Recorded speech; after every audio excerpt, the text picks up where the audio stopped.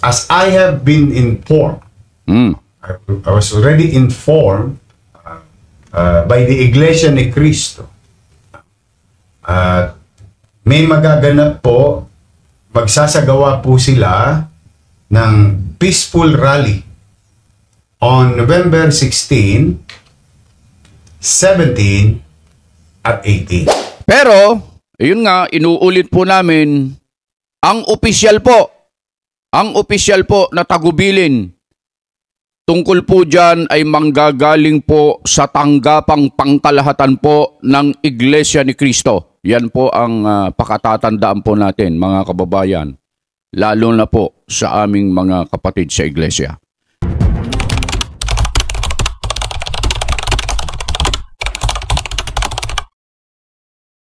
Isang magandang araw po sa inyong lahat, mga kababayan at mga mahal po naming taga-subaybay. Ako po si Josh Vlog. Rekta kagad tayo, mga kababayan. Etong si Yorme ay nagsalita na po tungkol dito sa isasagawang rally ng Iglesia ni Cristo na magaganap. At dahil dito, mga kababayan, sinuspindi ang klase sa mga naturang araw. At kung sino-sino yung mga estudyante, mga mag-aaral na sinuspindi ng klase. Kung yan ba ay sa elementarya, sa kolehiyo o kaya sa high school, malalaman natin dito, mga kababayan. At dito rin, mga kababayan, sa mapapanood yung video ay tinanong kung ilan ang sa palagay, ilan ang tansya nila na dadalo sa isasagawang rally for peace, isang mapayapang pagkilos. At ibinase ni Yorme doon sa nakaraan. Nung nakaraan po kasi ay sa Luneta lang po ay umabot po ng 1.3 yata o 1.4 million ang dumalo doon. Dito, mga kababayan, aalamin natin kung ilan ang yung kanilang pagtaya lang, pagtansya ng dadalo dyan sa rally na yan, mga kababayan. At syempre, ito po ay isasagawa ng mapayapa. Hindi katulad nung sinasabi ng mga ilan na mga vloggers na hindi ko nga po alam kung bakit ganito itong mga ito, sapagkat nung sila naman ang nagrally, hindi naman pinakikialaman ng iglesia yung kanilang ginawang mga pagkilos. Bakit affected sila ngayong nag-schedule ang iglesia ng isang pagkilos? Noon ang sabi nila, nasaan ang Iglesia ni Cristo? Bakit tikom ang kanilang mga bibig sa nangyayaring korupsyon sa ating bansa? Ngayon naman, nag-schedule na, napakarami pa rin nilang sinasabi. Hindi natin maintindihan kung anong gusto ng mga taong ito. Pero hindi kami ayon sa gusto ninyo. Kami po ay mga Pilipino rin na kailangan din po namin ng transparency, hustisya, katarungan, at kailangan din pong papanagutin kung sino po ang nagsamantala sa yaman o pera ng kaba ng bayan, mga kababayan. Kaya ito, mga kababayan, panoorin natin. Itong sinasabi ni Yorme tungkol nga po dito sa isasagawa, ilulunsad na rally ng Iglesia ni Cristo. Ito po. Very important announcement sa ating mga mag-aaral. Okay. As I have been informed, I was already informed by the Iglesia ni Cristo. May magaganap po, magsasagawa po sila ng peaceful rally on November 16, 17, at 18. So, 3 araw to, Mocha. no? Sa 2025 sa Luneta. Okay, ulitin ko po, no? Magsasagawa po ang ating mga kapatid sa iglesia ng isang peaceful rally for transparency and peace, no? Ito po ay gaganapin sa November 16, 17, 18. Ayun. Yan po ay malawakang rally na magaganap sa Luneta. At dahil po dyan, tumapat po ang 17 at 18 na may eskwela. Eskwela eh. Now, ang inyong lingkod po ay minabuti na pirmahan ang isang direktiba na wala pong pasok ng November 17 at 18 with regard to face-to-face. Ibig sabihin, may suspension po ng face-to-face classes. Ngunit, kayo po ay hinihikaya na mag-shift to alternative delivery mode. Ngayon, sino-sino to? Yung kakancelin nating klase. Elementary hanggang kolehiyo sa pampublikong paaralan. Elementary hanggang kolehiyo sa pribadong paaralan. All levels.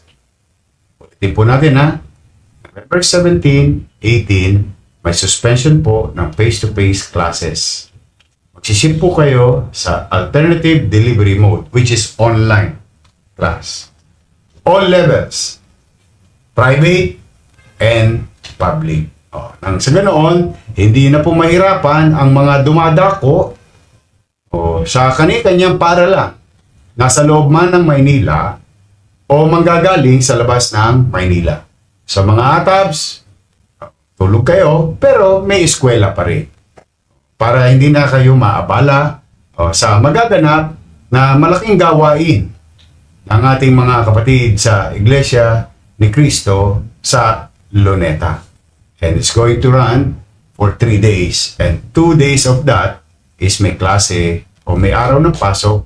Ngunit, ang inyo pong pamalang lungsod ay sinususpindi na ang face-to-face classes at online po tayo private and public. Okay? So, I hope maliwanag po yun. At ganun pa man, yung ginawa natin sa September 21 na tulong sa mga rallyista ay siya din po natin gagawin sa 16, 17, 18. Nagabayan na po ang ating MDRRMO, MHD at iba't iba pang bahagi ng pamahalang lungsod ng Maynila na makatulong sa ating mga bumibisita sa lungsod. So, ingat po, stay safe, at may awa ang Diyos ay makakaraos. So, yan ang dalawang importanteng announcement plus of course the good news announcement for Iris. Sa mga ilan po in-expect natin na dadalo po kaya sa rally? Noong Enero, nung ako'y nagdako at sumama, umattend ako noong rally, humigit kumulang 1 milyon mga kapatid natin sa Iglesia ni Cristo. Matapos naman noon, nakita ko yung maayos, kaya nga tawag natin lagi sa kanila, peaceful rally. Dumating silang malinis, umalis silang malinis. I was there. I witnessed it last January of this year. Yeah, I think it's January. No?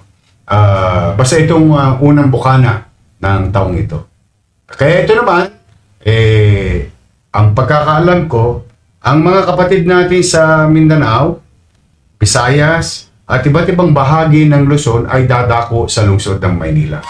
So, ang tansya ko dyan, Mocha, hindi na bababaya sa 2 milyong tao dito sa lungsod ng Maynila, dadako sa Luneta. Easily.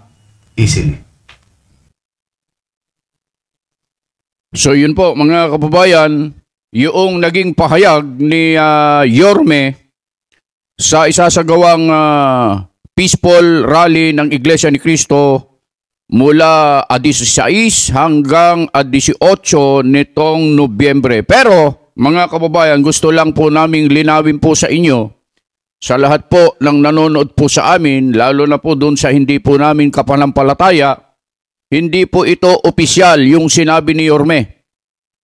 Bagamat mayroon po siyang tawag dito, mayroon siyang knowledge at ito nga po ay ipinaabot sa kanya dahil sa kukuha ng permit po eh. Pero mga kababayan, ang pinaka-final na impormasyon na makakarating po sa inyo, bagamat itong sinabi ni Yorme ay ito'y ano niya lang, pagtansya o kaya yung schedule po kasi, syempre malalaman po talaga niya yan sapagkat siya po ang nakakasakop sa lungsod na yan. Pero mga kababayan, lalo na po sa panig ng ating mga kapatid, sa aming mga kapatid, ang pasya pa rin po ng pamamahala. Yun po ang ating aabangan, hihintayin, at doon po tayo, mga kapatid. Sana po maging malinaw po yan sa inyo ha. Mga kababayan, baka naman yung nanonood po sa amin, ayan, nagsalita na si Yorme. Opo, nagsalita na nga po talaga. At sinabi yung mga mangyayari, yung mga pagsuspindi ng klase, yung isasagawang pagtulong, nabanggit din. Kung gaano yung isinasagawang pagkilos ng Iglesia ni Cristo na sabi nga niya, dumating silang malinis, umalis silang malinis kasi nandun ako at nasaksiyan ko. Ayun po. Pero, ayun nga, inuulit po namin, ang opisyal po na tagubilin, tungkol po dyan ay manggagaling po sa tanggapang pangkalahatan po ng Iglesia ni Cristo. Yan po ang pakatatandaan po natin, mga kababayan.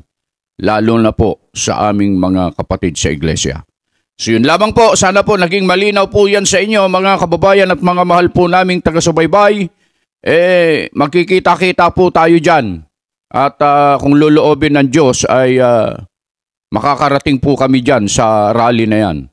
See you po, mga kapatid.